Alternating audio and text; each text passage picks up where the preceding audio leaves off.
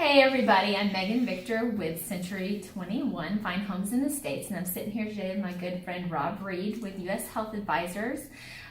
Rob is someone I'm talking to about my own insurance needs, and I just wanted to bring him in here today to have a quick chat so he can, let everybody know what I'm gonna know.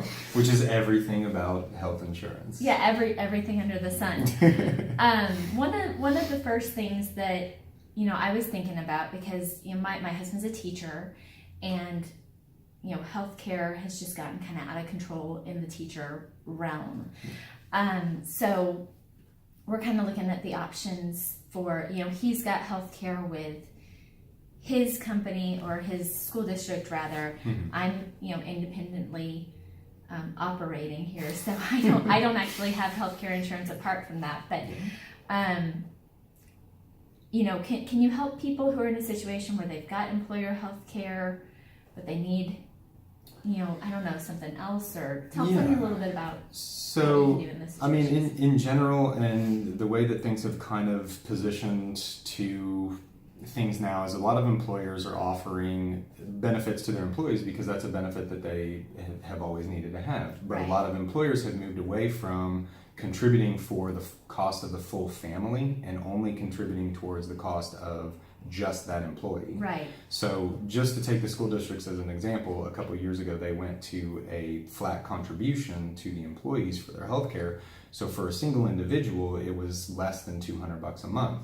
But as soon as you add a spouse to the plan, it's about $1,000 a month for the least expensive plan through the school districts.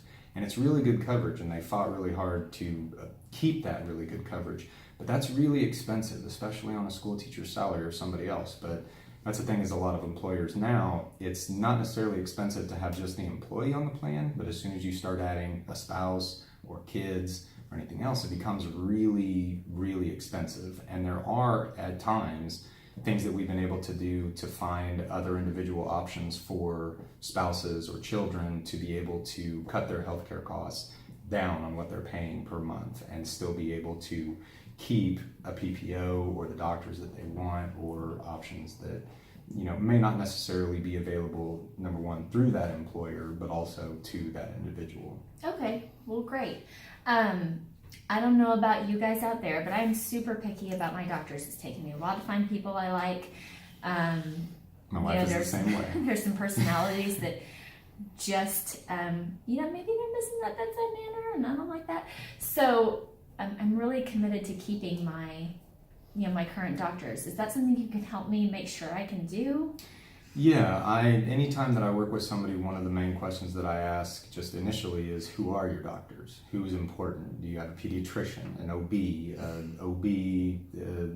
whatever types of doctors are most important? For most of us guys, we know our doctors are rarely as important as our wife's OB or our kid's pediatrician.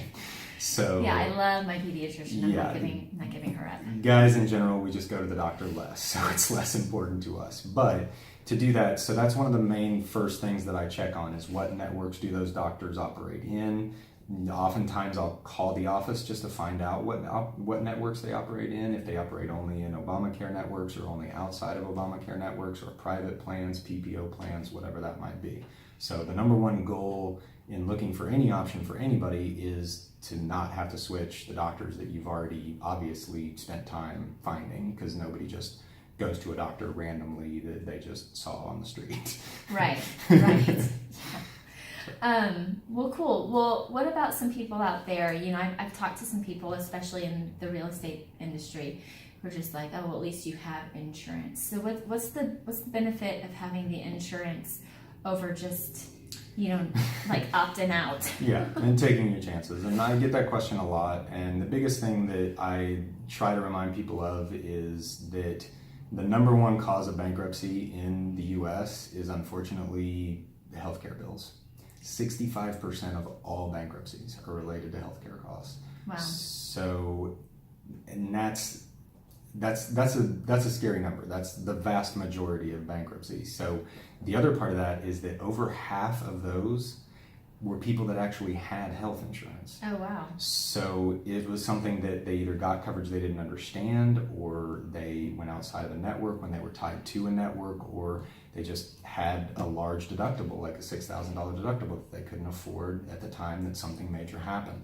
So that's one of the major things that I tell people is that just like with car insurance, you don't buy car insurance and use it all the time for like oil changes or tire rotations. You have it in case some idiot without coverage slams into your car and takes off. And you're stuck with trying to figure out how to come up with $20,000 for a new car and $10,000 in medical expenses. So insurance should be more for the major things, not funding every doctor visit, every antibiotic, every prescription you go get, because nobody's really ever declared bankruptcy because of one doctor visit that they went to. Right, right. Surgery that was $40,000 that they didn't have coverage for. Trip to the emergency room you weren't expecting. Or exactly. Something like that. Okay, cool. Well, Rob, if somebody wanted to get in touch with you to talk about their insurance options, yeah. I know that open enrollment started, November 1st, and it ends? December 15th. Oh my gosh, that's coming up quick. So how would they get in touch with you? So I have a Facebook page, which is just Robert Reed, U.S. Health Advisor. And you can also reach me at my cell phone, which I don't know why I started giving this out from the beginning, but I did. So that's the only phone number you can reach me at, which is 214-735-8003. And if you go to my page, you can also find my email if that's easier for you, but it's not hard to find me. You can search me, find me on LinkedIn, Facebook, Google, wherever you need to. Awesome. And if you need any real estate needs, in all fairness, he gave out his phone number. So mine is 214-298-3749. Hit me up. Text is probably best. And either one of us will get back to you about whatever it is we're offering. Yes, and if you want to call me to find out how to get in touch with her, feel free to do so. Yeah, we have each other's numbers. Absolutely. So thanks so much for joining me today. Thank you. Hopefully this was really helpful to you. Comment with extra questions, and I'm sure Rob will be happy to hop on and answer them when he gets a moment. And we'll see you next time. Have a great day. Bye.